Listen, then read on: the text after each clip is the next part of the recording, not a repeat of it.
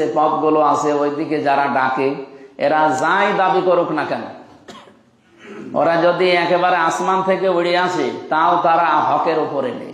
2 নম্বরে বিহিয়া দিলুন, যারা আদল কায়েম করতে চায় দুনিয়ায়, ইনসাফ, ন্যায় বিচার। আপনি বলেন আমি যা বলতেছি কিছু বোঝেন নাকি এমনিতে শুনতেছেন? বলেন। এই 2টা বিষয় আপনাকে আগে নির্ধারণ করা লাগবে। বাংলাদেশে 73টা না 73,000 দল থাক, কোনো অসুবিধা নেই। হক দল এইটা, যারা এই জমিনে সঠিক পথ মানুষকে দেখানোর জন্য নির্দেশনা দেয়। ইয়াহদুনা বিল হক, ইয়াহদুনা এটা মজারে, বর্তমান, ভবিষ্যৎ, প্রেজেন্ট, ফিউচার। এখন দেখছে, ভবিষ্যতেও দেবে। 2 নম্বরে যারা জমিনে ইয়াদিলুন, আদল কায়েম করতে চায়। আদল মানে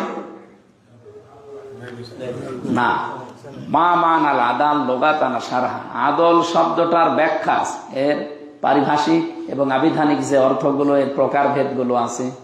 আমরা তাফসীর থেকে একটা কোট বলছি, প্রত্যেকটি জিনিসের সাথে আদল করা, ন্যায় বিচার করা। আল্লাহর সাথে আদল করা, ন্যায় বিচার করা, রাসূলুল্লাহর সাথে আদল করা, ন্যায় বিচার করা, 3টা বিষয় আছে। মোবাইল কারো মনে হয় বাজতেছে, এই সমস্যা কি? প্রত্যেক জমার নামাজে যে ইমাম সাহেব একটু পরে খুতবা দেবে, খুতবার একদম শেষের আগে এই আয়াতটা পড়ি আরবিতে, ইন্নাল্লাহা ইয়া'মুরু বিল আদলি ওয়াল ইহসানি ওয়া ইতাই যিল কুরবা।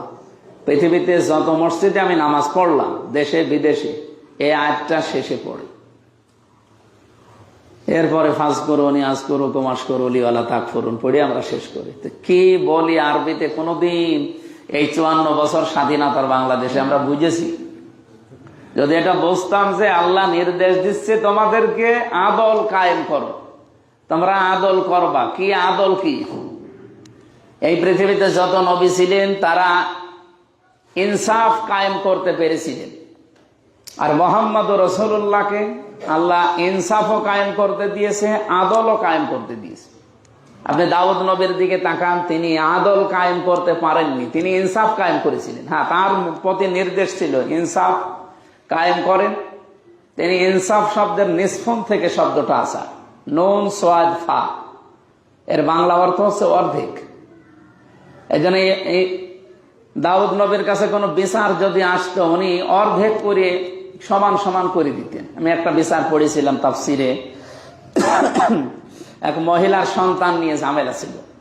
ওনার কাছে আসার পরে উনি ভাগ করে জল্লাদকে বললেন যে 2 জন মাই যখন দাবি করছে যে সন্তান আমাদের, তখন আমি কি করি, এর মাঝখানে রাখো, একেবারে সমান সমান করে কেটে 2 জনকে ভাগ করে দাও। উনি আদল করেন নাই, ওই জায়গায় করেছিলেন ইনসাফ। কি করেছিলেন?